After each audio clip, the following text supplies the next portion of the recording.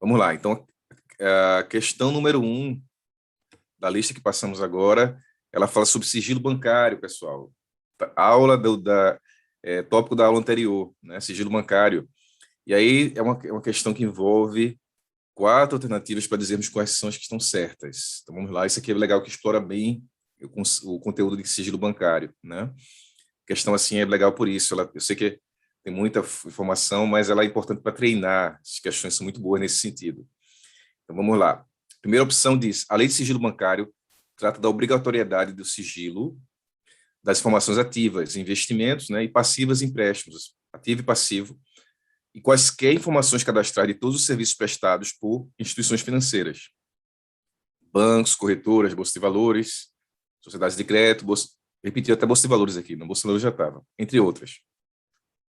Então, pessoal, isso está correto ou não? Correto, né, pessoal? Então, a lei de sigilo bancário, ela envolve isso: informações confidenciais, seja investimentos, seja empréstimos, qualquer informação cadastral e todo serviço prestado pelas instituições financeiras, né? Então, é isso que prevê a lei de sigilo bancário. Ela é abrangente e vai cuidar nesse sentido. Então, está certa a primeira opção, tá? A segunda opção: informações repassadas aos serviços de proteção ao crédito, comunicação de prática criminosa e troca de informações entre instituições financeiras para fins cadastrais são exceções à lei. Certo, né? Não foi isso que a gente viu em exceção? Quem lembra?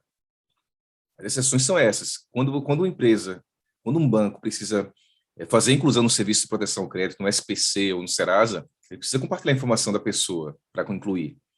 Logicamente, essa informação é restrita apenas o que precisa para aquela inclusão no serviço de proteção ao crédito. Mas é preciso compartilhar. Isso aí, então, isso é exceção à lei de sigilo bancário. Comunicação de prática criminosa, também, né? Também. Quando existe um crime, lembra que é preciso compartilhar com o COAF, informação. Então, prática criminosa tem que ser compartilhada com os órgãos, com outras instituições, tá? E troca de informações entre instituições financeiras para fins cadastrais também. Quando uma instituição precisa fazer a comunicação com outra em relação ao cadastro de um cliente, ela precisa comunicar o que for necessário para aquele cadastro acontecer, né? Para que ela possa fazer essa comunicação com a instituição parceira, enfim, ou para uma necessidade específica com outra instituição financeira. Então, fica tranquilo que a gente consegue entender que isso aí são exceções à lei de sigilo bancário, sim. Então, a 2 está correta. A terceira opção diz o quê? De acordo com a lei de sigilo bancário, as informações dos clientes não podem ser compartilhadas com outrem, mesmo com expresso consentimento do mesmo. Não, né? Não pode ser compartilhada, exceto naquelas situações previstas como exceção à lei, mas se o cliente consentir, se ele consentir expressamente, pode compartilhar, não é assim? Nós vimos isso também, né, durante a aula. Com consentimento expresso, pode-se compartilhar informação, sim, tá? Então, a terceira está errada por essa parte final, que diz que, mesmo com consentimento, não pode compartilhar. Pode, com consentimento pode. Consentimento expresso, tá? O expresso consentimento. E aí, a quarta opção diz: a quebra de sigilo poderá ser decretada por juiz para apenas para apuração de ocorrência de ilícitos, de crime de lavagem de dinheiro, financiamento ao terrorismo, tráfico de drogas e crimes contra o SFN. Vamos lá, pessoal. Essa aí atenção para essa quarta opção aí. Esses crimes são crimes que agravam e aceleram o pedido do juiz. Os juízes são crimes que vão fazer com que essa quebra de sigilo seja até mais rápida diante da gravidade do crime. Mas não é só para esse tipo de crime, né? Não é só para lavagem de dinheiro, não é só para terrorismo, tráfico de drogas e crime contra o SFN. Isso aí são crimes graves, como eu já falei, mas a lei ela prevê que o juiz ele pode quebrar, sim, para outros crimes também, algum desvio de recurso, algum ato ilícito que esteja em apuração, o juiz pode pedir quebra para investigar aquele ato ilícito. Tá? Então, atenção para isso. Esses são crimes graves, mas não são só esses. Qualquer crime, o juiz pode, se ele precisar quebrar o sigilo, ele pode quebrar. Ele pode, em qualquer instância do processo, qualquer fase do processo de apuração, um juiz pode, para investigar e verificar se aquilo ali realmente foi uma fraude, houve roubo, enfim. Então, ele pode abrir a quebra de sigilo bancário, ok? Então, a 3 e 4 estão incorretas. 1 e 2 atendem, a opção seria a opção B da primeira questão. Tranquilo? Quem acertou aí a questão, vão dando feedbacks. Depois passem quem foi que fechou a Fechei, lista. doido. Oi? Fechei. Fechou a lista, foi 6 de Primeira 6. vez. Foi, 6-6. Ah, parabéns, Daniel. Muito bom, muito bom. Legal, Valeu. muito bom mesmo. Quem mais aí fechou a lista? Não precisa Eu fechar, não não, mas fechei sim, não, mas tirou boa nota, não foi? acertei 4 de 6. Legal, legal. Muito bom. Veja só, a questão que você errou agora, você não erra mais. Você vai lá, vai identificar e não vai errar mais. Isso é muito bom, Na tá? verdade, só foi foi mais a primeira aí, foi mais de leitura mesmo, porque eu caí Ah, na joia. pegadinha da Do última apenas. alternativa. Do apenas, né? Eu Do também quase que É, apenas. caio. é, Quase que é caio o também nessa. sono, Oxe, fale não. é o Não, cara. sono. Atenção, pessoal, né? Assim, veja só, concurso público, às vezes um detalhezinho, uma casquinha de banana, uma apenas, assim, uma coisa que fuja, pode pegar, porque, assim, concurso público é concorrência, né? Então, eles podem usar alguma casquinha de banana dessa, mas, assim, vocês estão errando aqui para acertar na prova. Isso é importante, né? Isso é mais importante, tá? Beleza. Beleza? Então, vamos aqui para a questão 2. Questão 2 do simulado aqui. A penalidade, ainda sobre quebra de sigilo, sobre sigilo, agora falando da quebra de sigilo. A opção diz: a penalidade por quebra de sigilo bancário é de 3 a 10 anos de reclusão e multa. Cuidado também, porque isso é pena para quê, pessoal? Quem lembra? 3 a 10 anos de multa é para lavagem de Isso daí é de dinheiro. lavagem de dinheiro. Isso. Olha aí, a Erika acertou, olha aí, tá vendo? Acho que vocês acertaram aí, porque a gente frisou muito isso durante as aulas. Não é para sigilo bancário. Sigilo bancário, quebra de sigilo bancário é de 1 a 4 anos e multa. Então, a segunda opção aqui está correta, né? Então, é essa que atende. Aí dá para você, por eliminação, se você lembrar direitinho, você já vê que a 1 está incorreta e a 2 não pode estar as duas, né? Então, até a alternativa 1 aqui, que bota 1 e 2, não dá para... Você já elimina logo a primeira opção, a letra A aqui, que não caberia. Mas, assim, a terceira, ela fala: a pessoa que omitir ou retardar injustificadamente ou prestar informações sobre o crime praticado de quebra de sigilo incorre nas mesmas penalidades. É sim? Sim.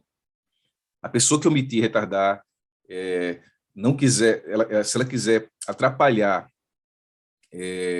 a investigação em relação a essa quebra de sigilo, né, de alguma forma, ela vai responder também pela quebra de sigilo. Na verdade, a pessoa faz isso com a intenção mesmo de não abrir, né, não querer se envolver. Normalmente, essa pessoa já está conivente com quem quebrou o sigilo ou participou da quebra de sigilo. Então, claro, fica claro perceber que quem omite, retarda, enfim, quem pratica essas situações também vai incorrer nas mesmas penalidades. Então, a terceira está correta. Tranquilo? Até agora, 2 e 3 corretas. Vamos ver a quarta. O servidor público que se utilizar do ilícito de quebra de sigilo será arrolado. O que é arrolado? Envolvido no processo. Arrolado é quem vai responder também para... Arrolado não é a pessoa necessariamente que vai ser acusada, mas arrolado quer dizer que ele participa do processo e pode ser responsabilizado ou não. Vai ser, ali é uma situação de investigação em relação ao processo, tá? Mas, assim, entendo que o arrolado não é necessariamente quem é suspeito ou quem vai ser acusado, é quem vai, uma pessoa importante no processo para poder identificar se houve ou não o crime. Estou definindo esse termo arrolado para vocês não acharem já que é a pessoa que é culpada, tal. Não é, tá?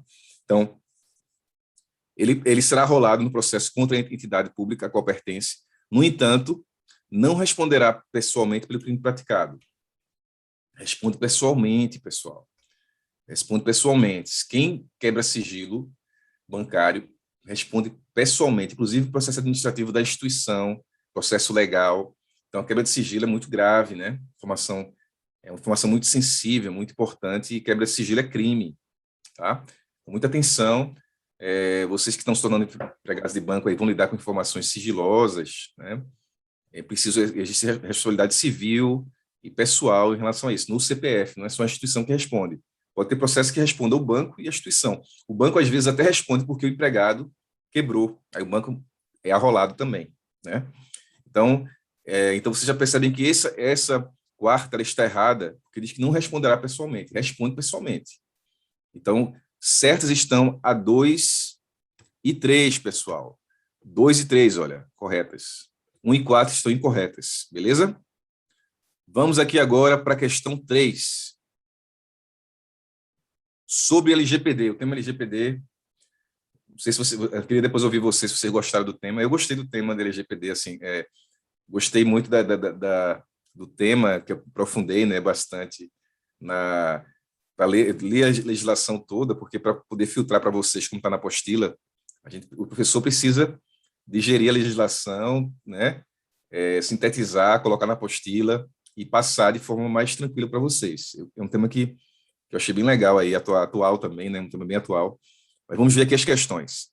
Sobre a LGPD, essa está na alternativa incorreta. Atenção a isso também na prova. O que pede correta, às vezes incorreta. Então, a LGPD a primeira opção diz: a LGPD procura defender os princípios do respeito à privacidade e à liberdade de expressão, a inviolabilidade da intimidade, da honra e da imagem, e do direito do consumidor. Aqui tranquilo, né? Do direito do desenvolvimento econômico, sim, também a gente viu que a inovação tem que ser respeitada, né? É preciso cuidar disso para poder não infringir aí o direito da inovação, de alguém que tenha direito autoral, os direitos autorais, né, digamos assim, e a livre concorrência. A dignidade e exercício da cidadania. Bom, pessoal, isso aqui está corretíssimo, né? A Lei Geral de Proteção de Dados é para isso, justamente para isso. Os princípios dela, nós vimos, ela está na apostila e nós vimos na aula com detalhes, são esses. Essa proteção a todos esses princípios aqui, tá? Então, a primeira está correta, não nos atende, nós queremos a incorreta. A abrangência da LGPD é nacional. Olha aí, ela é nacional sim, pessoal. Essa está correta. Atenção, porque ela pode até... É possível fazer aquelas transferências de informações internacionais, mas aí isso é a ANPD que autoriza, lembram? A autoridade autoriza compartilhar, independente da situação. Se o país vai cumprir, também outro país, mas é uma lei do Brasil, não é uma lei internacional. Não foi a ONU, não foi um órgão externo que fez a lei é nacional, abrangência nacional, tá? Então, a segunda opção está correta também. A terceira opção diz: são exceções à lei. Tratamento de dados pessoais para fins particulares específicos, tratamento de dados pessoais para fins de segurança pública, ok, até aí, defesa nacional também, e para compartilhamento com parceiros para vantagem econômica. Espera aí, não. Espera aí, compartilhamento com parceiros, não é exceção à lei. A lei em relação à LGPD não se pode compartilhar, exceto em situações específicas que haja consentimento do titular, né? Até hoje, quando você lembra aquele exemplo, quando você até entra no site hoje, você precisa autorizar os cookies, autorizar para que compartilhem também. Então, essa é a evolução da lei que a vantagem econômica, lógico que quem tem empresa, até inclusive as empresas que estão na internet oferecendo produtos, né, nos sites e tal, em relação aos acessos, elas precisam ganhar dinheiro também, elas estão ali para ganhar. Mas é preciso que esses dados seja respeitada a autorização do titular também, né? Que seja usado, que seja o uso dos dados de forma lícita e responsável e com autorização. Então, essa segunda aqui, ela está incorreta. A terceira opção, ela diz: o tratamento de dados pessoais pressupõe boa-fé do controlador. Controlador é aquele pessoal que recebe a informação, né? Eu controlo porque eu recebi, eu controlo aquela informação, eu sou controlador. Que deverá utilizar os dados com finalidade, transparência, segurança, prevenção e não discriminação. Perfeito, né? É justamente isso. Quem recebe a informação do titular, ele precisa usar de tudo, assim, todos esses critérios aqui. Nós vimos esses critérios lá, né, da LGPD. Tem que usar esses critérios para que seja bem utilizada a informação dos dados pessoais. A última opção aqui, ela diz o quê? Vamos ver se ela está incorreta mesmo. O tratamento de dados pessoais pode ser utilizado em seu melhor interesse nas seguintes hipóteses, dentre outras: consentimento do titular. Olha aí, lembra? Consentimento titular, tem que ser consentimento titular. Cumprimento de obrigação legal pela administração pública, aí sim, aí pode ser usado. Obrigação legal, né? Lembra que sobrepõe o interesse público, então aí pode ser utilizado. Órgãos de pesquisa, nós vimos também, com anonimato ou anonimização, não pode divulgar o nome. IBGE foi o exemplo que eu dei, né? Então, órgão de pesquisa pública, de interesse público também, normalmente são órgãos públicos de pesquisa, eles podem divulgar os dados de pesquisa para interesse público com anonimato, tá? Para execução de contrato judicial, sim, uma execução judicial precisa é preciso que outros quem participa da execução, inclusive na esfera legal, né, advogado, a empresa, enfim, que vai cuidar da execução, vai precisar de informações, e aí é previsto o contrato de execução judicial. Proteção da vida, isso é indiscutível, né? Esse foi um ponto que a gente conversou bastante sobre isso na última aula. Proteção de vida, da vida, ela é fundamental, então sobrepõe esse direito a questão da LGPD. Exercer direito para exercer direito de outrem, quer dizer, se vai exercer o direito de alguém que precisa daquela informação pessoal da outra pessoa, do outro, né? Aquela pessoa que está precisando exercer o direito dela, que é aquela informação, ela pode sim ter compartilhamento dessa informação, desde que ela não viole o direito fundamental do outro. É um pouquinho daquela história, meu direito começa quando acaba o seu, mas assim, a grosso modo, né? Assim, na verdade, assim, se alguém precisa de informação que precisa para essa saudade de alguém, para chegar naquele interesse do direito do titular, ele pode pedir isso, né? Ele pode pedir judicialmente, ele pode acessar essa informação do direito sem violar o direito do outro. Então, basicamente é isso. E aí, e dados para serviço de proteção ao crédito. Claro, isso aí nós já vimos, essa está correta. Então, a única que está incorreta é a terceira opção, por conta dessa abertura que ele deu aí para compartilhar só para ganhar dinheiro. Não é por aí, né? Não é assim. Pode-se ganhar dinheiro, mas tem que ter um procedimento de autorização para poder usar para vantagem econômica, tá? Então, a quarta questão, pessoal, ainda sobre essa questão bem legal, né? Sobre dados sensíveis da LGPD. Isso é muito importante, né? Dados sensíveis ainda bota uma lupa maior para ter o cuidado com os dados. São dados sensíveis. Nós vimos sobre isso também. São aquelas informações de origem racial, étnica, a questão da vida sexual, em relação a dado genético, algum dado que comprometa, que possa expor a pessoa que tem aquele dado genético, certo? Enfim, saúde, política, tudo esses são dados sensíveis, que podem aumentar o grau de exposição, por isso que o nome é sensível. E aí, a letra A diz, origem racial, deixa eu só clicar aqui para vocês verem tudo. Está aqui, peraí, cadê? Pronto, agora. Origem racial, religião, política, saúde, vida sexual e dados genéticos são exemplos de dados pessoais sensíveis. Perfeito. Ele quer a correta. Então, a correta já está aqui, a letra A já é correta, certo? A letra A é correta, já me atende a letra A, porque está correto. É justamente essa definição de dados pessoais. Dados pessoais sensíveis, né? Essa definição de dados pessoais sensíveis. Vamos ver se as outras estão incorretas, só para ver se não tem algum erro na questão. Então, a segunda opção diz, origem racial, religião, política, saúde, vida sexual e dados genéticos são exemplos de dados pessoais não sensíveis. Não, né? É sensível. Não são não sensíveis, pelo contrário, são sensíveis. Então, quem conhece a definição de dados pessoais sensíveis não erra, não vai errar. Então, a primeira opção está correta, a segunda errada. Os dados pessoais sensíveis não podem ser compartilhados, sob hipótese alguma. Podem, pessoal, ser compartilhados naquelas situações em que é garantido que vai ter um controle maior, né? Naquela situação de proteção à vida, condições mais rigorosas permitem compartilhamento, desde que seja garantido o cuidado da informação. Então, existem, a mesma com a situação dos dados pessoais, só que é como se fosse mais rigor, né? Mais rigor. Existe um aprimoramento do cuidado quando a gente fala de dados pessoais sensíveis. Tranquilo? Então, não quer dizer que não possa ser compartilhado sob hipótese alguma. Então, essa aí está incorreta, não nos atende. A letra A está correta. Vamos ver as outras ainda. Podem ser compartilhados por controladores para fim de vantagem econômica, sem necessidade de regulamentação. Olha aí, pode ser compartilhado, até pode ser compartilhado para vantagem econômica em algumas situações, mas com regulamentação. Ou vai ser vedado o compartilhamento, não pode compartilhar, ou tem alguma regulamentação que cuida para que aquilo ali não ultrapasse alguns limites, né? Porque lembre-se que estamos falando de dados pessoais sensíveis, então, mais atenção ainda, né? Então, por isso que nós não podemos dizer que não pode haver vantagem econômica com dados pessoais sensíveis, mas é preciso, em algumas situações é vedado, e outras situações, e quando existe a possibilidade, tem que ter toda uma regulamentação para isso, tá? Ok? Então, essa quarta opção está errada também. E a última, dados sensíveis à saúde podem ser compartilhados por controladores para se obter vantagem econômica, desde que seja regulamentado. Aí esses dados sensíveis à saúde não pode, nem por regulamentação. Porque aí, veja, é aquela situação que a gente não pode ver, por exemplo, a pessoa tem uma doença e receber propaganda de um remédio para aquela doença que ela tem. Não, isso não cabe. Nem por regulamento, não existe regulamentação para isso. Isso aí é algo que até infringe, assim, porque pode ser que um médico faça o tratamento de uma forma, outro médico de outra. Então, quando envolve saúde, pessoal, a vantagem econômica, ela entra em outro critério aí né, e não, nem a regulamentação permite que haja exposição para vantagem econômica, tá? Então, tá errada. A única que atende é a primeira opção, letra A, beleza? Vamos aqui para a questão 5, a penúltima questão de hoje. Questão número 5.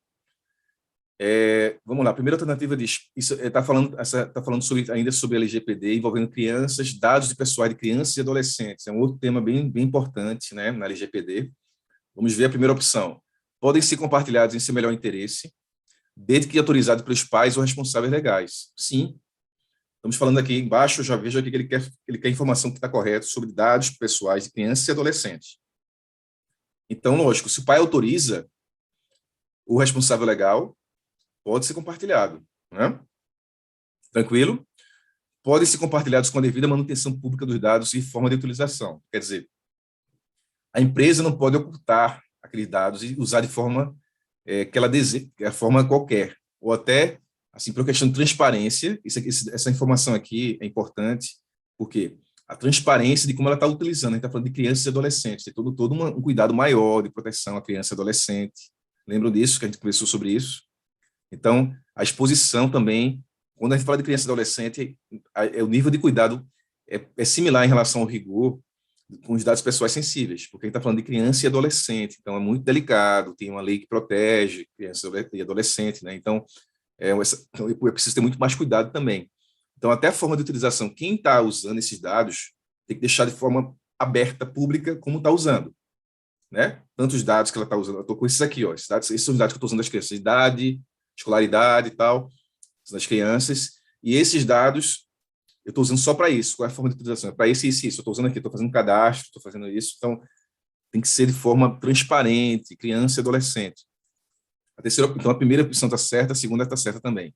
A terceira opção, não deve ser condicionado ao o fornecimento de dados, além do que for estritamente necessário para a atividade. Exatamente.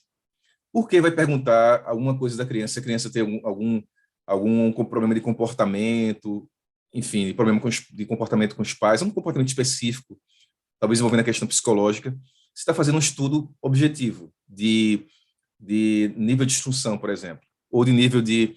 Vou dar outro exemplo aqui, querendo saber a altura, faixa etária versus altura de crianças, por exemplo. Altura e faixa etária, para ver a compatibilidade do estudo, porque vai precisar de algum dado de comportamento da criança, se é uma atividade meramente objetiva.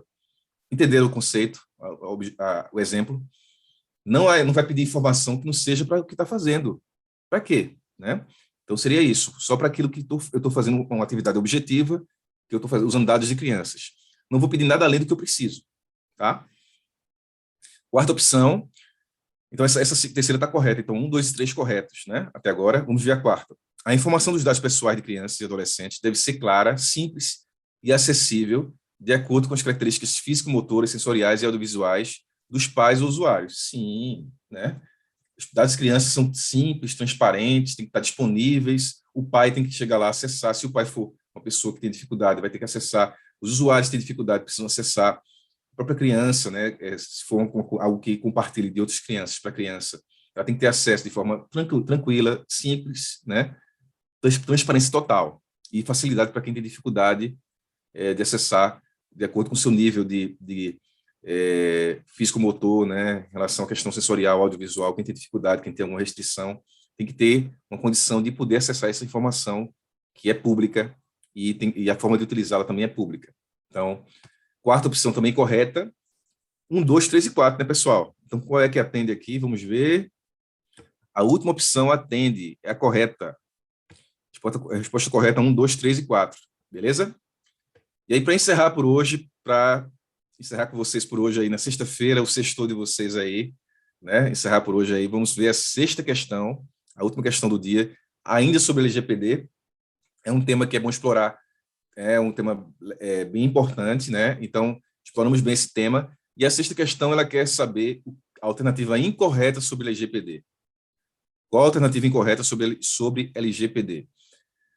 A primeira opção diz: a autoridade competente, o órgão regulador, é o ANPD, Autoridade Nacional de Proteção de Dados. É isso, né, pessoal? Nós vimos sobre isso. Existe um órgão competente, uma autoridade reguladora, que é o ANPD. E o ANPD, então essa informação está correta, não nos atende. Eles querem a incorreta aqui, tá? A segunda